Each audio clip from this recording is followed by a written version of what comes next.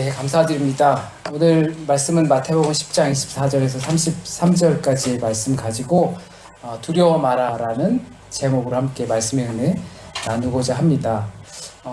말씀을 함께 나누기 전에 양해하시고 오늘 말씀을 들어주시길 바라겠습니다. 여러분이 저의 삶을 하나하나 다 아시진 못하겠지만 제 삶 자체에서도 오늘 말씀이 완벽히 다 해결되지 못했습니다. 그러니까 선포하는 자로서 다 해결된, 저는 그렇게 생각하거든요. 이제 선포하는 자로서 자기가 확신이 있고 또 자기 안에서 해결받고 자유함을 얻은 상태에서 말씀을 전해야 되는 거 아닌가라고 생각을 하는데 무척이나 자신 없는 부분입니다. 저도 두려워 떨고 있는 상태에서 두려워 마라라는 말씀을 저와 여러분이 함께 나누기 원합니다. 여러분도 가끔 두려우시죠? 언제 두려우신지 모르겠습니다. 두려움을 느낄 때 여러분은 어떻게 행동하시는지 모르겠습니다. 잠을 못 잘 때도 있고요. 그리고 도망칠 때도 있고 피할 때도 있고 모른 척 무시할 때도 있지요. 나한테 닥친 일이지만 내 일이 아닌 척 하는 경우도 있지요. 또는 그 두려움을 어떻게 극복하십니까? 요즘 우리가 살고 있는 이 유럽 땅에서는 안타까운 소식들이 들려옵니다. 영국에서도 참사가 있었고 또 프랑스에서는 무슬림 예배를 드리고 나오는 사람들을 모두 죽여버리겠다고 차로 치이는 테러가 벌어지기도 했습니다. 그런 일들이 일어나면 가까운 곳이니까 우리가 사는 동네에도 혹시 생기지 않을까 두려움을 갖습니다. 나에게도 그런 일이 혹시 생기지는 않을까 두려워합니다. 우린 그런 두려운 감정들을 갖고 살아갑니다. 시간은 많이 흘렀지만 아직 잊혀지지 않은 우리의 세월호 어린이들, 학생들 사건, 그리고 천안함이 침몰했던 사건, 그리고 젊은 피들이 연평도에서 전투를 벌이다가 이제 죽음을 맞이하게 된 그 안타까운 사건들, 이것을 경험한 당사자들은 배를 보면 어떻게 생각할지 참 궁금하기도 합니다. 배를 다시 한번 탈 수 있을까라는 생각도 해봅니다. 작은 걱정에서 큰 두려움에 이르기까지 우리를 힘들게 하는 정도의 차이는 분명 있을지 몰라도 분명 우리는 두려움이라는 감정을 가지고 살아갑니다. 아주 사소한 것에서 큰 것까지, 그리고 그 사소한 것에서 큰 것까지의 두려움은 우리의 삶 깊숙이까지 침투하여서 우리 일상 자체까지 위협하는 경우가 많이 있습니다. 우리가 두려워하는 상황들을 생각하고 떠올려 보면 대충 이런 것 같습니다. 서루가 파리를 무서워합니다. 파리를 무서워하는 이유는 그 파리가 날아다니기 때문에 무서워합니다. 날아다니는 곤충과 동물 중에는 벌이라는 무시무시한 놈이 있습니다. 왜냐하면 그 벌은 침을 가지고 공격을 합니다. 그런데 서루는 한 번도 그 벌에 쏘인 적이 없습니다. 그렇지만 날아다니는 파리를 보면 무서워합니다. 지금은 많이 설명을 해서 이해를 하고 있지만 파리는 색깔이 벌이랑 좀 달라. 그리고 파리는 침이 없어. 파리는 더러운 거지 무서운 게 아니야. 그래서 요즘은 파리를 보게 되면 파리다 벌이다 막 이러거든요. 그러다가 파리는 침이 없지 무섭지 않아 이렇게 자기가 자기 자신을 설득합니다. 그런데도 표정은 그렇게 자유로워 보이지는 않습니다. 내심 그 안에 침에 대한, 벌에 대한, 파리와 벌이랑 같이 날아다니까 조그맣고 그러니까 동질하게 느껴서 공포심이 있는 것 같습니다. 그때 저는 파리를 탁 잡아서 버립니다. 그러면 그제서 조금 자유함을 느낍니다. 그래 놓고선 또 왜 버렸냐고 불쌍하게 왜 버렸냐고 또 뭐라고 하기도 합니다. 여전히 그 안에 의심은 있습니다. 논리적으로 완전히 설득할 수 없습니다. 그땐 파리를 잡아서 창밖에 던지지만 그래도 또한 다시 올 수 있을 거라는 의심 때문에 창문을 닫으라고 말을 합니다. 제가 심리학자가 아니니까 그런 것을 통해서 사람이 두려움을 어떻게 느끼고 이걸 어떻게 해결하는지 다 설명을 할 수는 없습니다. 잘은 모릅니다. 그러나 제가 드리고 싶은 말씀은 두려움이라는 것은 실체가 없다라는 겁니다. 파리는 절대 쏘지 않습니다. 그런데 우리는 그것을 쏠 것이라는 두려움을 갖게 되는 겁니다. 우리가 두려워할 때를 생각해 보면 왜 두려움을 느끼게 되는지 그 개연성은 매우 약합니다. 파리를 보고서 두려운데 파리랑 벌이랑 동지를 하게 느끼는 그 개연성은 굉장히 논리적으로 모순이 심하죠. 그냥 무서운 겁니다. 빨간색은 불이랑 색깔이 비슷해요. 불은 뜨겁지요. 그래서 빨간색을 보면 뜨거워, 무서워, 집이 타면 어떡하지? 이런 마음을 먹게 되는 겁니다. 유치하시다고요? 어렸을 때 다 그랬습니다.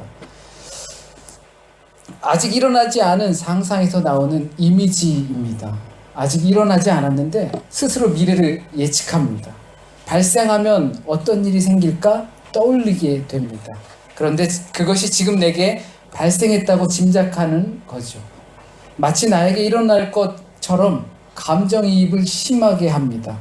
그러나 그것은 전혀 실체가 없는 겁니다. 나 혼자만의 생각입니다. 이것을 좀 잘못 표현하면 병적으로 심하면 과대망상이라고도 하죠. 이것을 너무 지나치게 크게 생각해서 그것이 현실화되는 겁니다. 무슨 영화 중에 하나가 있는데요. 굉장히 유명한 수학자입니다. 이 수학자가 결국엔 냉전 시대에 돌아버렸어요. 그래서 막 수학 문제를 막 풀다가 자신에게 없는 현실이 막 나타나는 거예요. 러시아 스파이가 와서 막 이렇게 스파이 정보를 막 주고 그걸 따라갔다가 그 CIA에 잡혀가고 막 혼자 막 그런 과대망상 속에 사로잡혔어요. 그런데 결국엔 자기가 이 모든 것이 환상이라는 것을 알게 되었어요. 현실이 아니고 환상이라는 것. 그 후에는 여전히 그 환상의 것들은 존재해요. 그렇지만 그는 이제 알아요. 얘네들 환상이야. 그러면서 그 환상과 자기는 대화를 나누면서 결국엔 내 현실을 방해하지 않는 범위까지도 갔습니다. 이 허상은 실체가 없습니다. 실제와 상상에 불과하다는 것을 구분하지 못하면 우리는 그렇게 됩니다. 일어나지 않은 일을 일어난다면 이라는 전제로 아무것도 못하게 되는 겁니다. 실체가 없는데 두려움이라는 그 감정이 우리의 삶을 자칫하면 완전히 망가뜨릴 수도 있습니다. 그런 두려움 때문에 우리는 실수도 하고 일을 그르치기도 합니다. 정작 해야 할 일을 못하기도 합니다. 두려워하는 사람은 위축되고 그리고 고민이 많고 불안함으로부터 시작해서 온갖 썩어져 문드러질 열매를 맺게 됩니다. 두려움은 그 사람의 자긍심을 짓밟고 자신감을 뭉개고 사람을 소심하게 만듭니다. 그런 사람은 스스로 낙담하고 스스로 불행하다고 느낍니다. 그래서 우울해하고 외롭다고 느끼고 슬퍼하고 무섭고 걱정하고 또 불안해합니다. 마음이 불안하고 혼란스러워져서 흔히 이런 감정들은 정말 나쁜 감정으로까지 번져가기도 합니다. 가짜인 주제에 그것을 실제로 느끼게 하는 것이 두려움입니다. 내일을 완전히 망치게 하는 것이 두려움입니다. 정작 내가 해야 할 바를 못하게 하는 것이 두려움입니다. 두려움이 바라는 것이 바로 거기 있습니다. 우리의 걸음을 멈추게 하는 거고 우리의 생각을 얼어버리게 하는 데 있습니다. 내가 해야 할 길 거기로부터 도망치게 하는 것이 두려움의 목적입니다. 두려움은 우리의 마음을 어둡게 만들어서 아주 작은 것을 큰 태산처럼 보이게 합니다. 그 두려움은 아주 작은 막대기의 그림자를 큰 성의 그림자처럼 보이게 합니다. 그럴 때 두려움은 아무것도 아니고 실체가 없고 허상에 불과하지만 그럴 때 실상으로 나타나게 됩니다. 그래서 성경은 두려워하지 말라고 이야기합니다. 오늘 본문 속에서도 두려워하지 말라는 말이 3번씩이나 나왔습니다. 오늘 본문뿐이겠습니까? 성경에서는 두려워하지 말라, 두려워하지 말라 우리에게 누차 말씀하십니다. 왜 성경은 두려워하지 말라고 말하는지 우리는 알 수 있습니다. 왜냐하면 그 두려움은 가짜이기 때문입니다. 그리고 그 두려움은 우리가 가야 할 길로부터 도망치게 만들기 때문입니다. 우리로부터 나오는 열매가 썩어져 없어질 것에 초점을 맞추도록 만들기 때문입니다. 허상이고 아무런 힘이 없기 때문에 두려워하지 말라고 하는 겁니다. 그런데 우린 그런 존재로부터 많은 어려움을 겪고 또 실패를 당합니다. 오늘 본문에서는 실제 일어날 일들에 대해서 이야기하고 있습니다.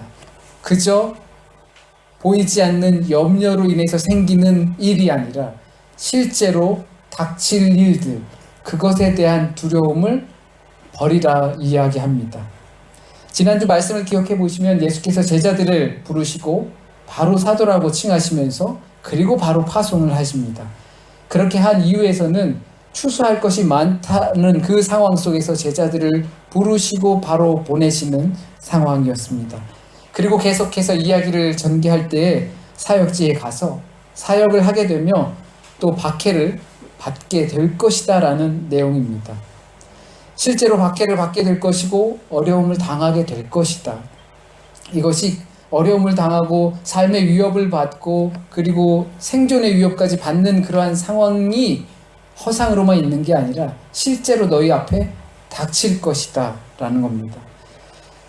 이것이 너희를 두렵고 떨게 만들 거고 그리고 극심한 스트레스를 줄 거고 너희의 삶을 위협할 거야. 그러니까 단순한 허상에서 생기는 일이 아니라 막연한 두려움이 아니라 실제로 당할 어려움은 제자들에게 보냄받은 이들에게 발생하는 겁니다. 그래도 두려워하지 않아도 되는 것은 그 대상들이 아무런 힘이 없다고 말씀하십니다. 너희에게 삶의 위협으로 극심한 스트레스로 그리고 또 다른 공포감으로 실제로 눈앞에서 너희를 두렵고 떨게 만들 것이지만 그것은 아무런 힘이 없다 말씀하십니다. 정말 단순하게 이야기하면 하나님 앞에서 그건 아무것도 아니다입니다. 우리의 영원한 삶까지 죽일 수 있는 그 정도의 두려움은 아니라는 겁니다. 그 두려움을 절대 과대평가하지 말라는 겁니다. 이것이 현실을 직시하고 이상을 갖는 겁니다.